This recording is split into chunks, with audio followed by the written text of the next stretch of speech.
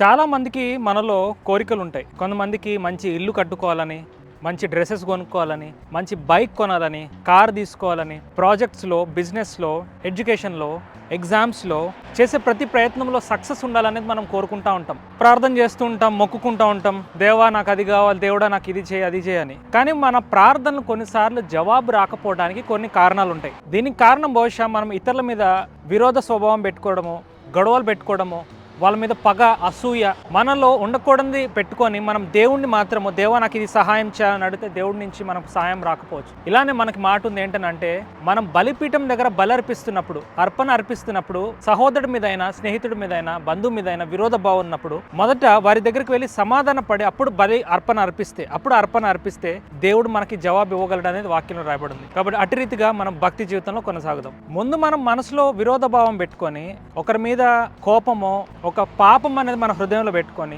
దేవుణ్ణి మనం అడిగితే దేవుడు మనం ఎలా చేయగలడు. కాబట్టి మొదట సమాధానం అనేది మనకి చాలా ముఖ్యమైనది. దాన్ని వెతికి అప్పుడు దేవునికి అర్పణ అర్పిస్తే అది దేవుడు తీసుకొని మనకి దానికి జవాబు ఇవ్వగలడు. God bless you all.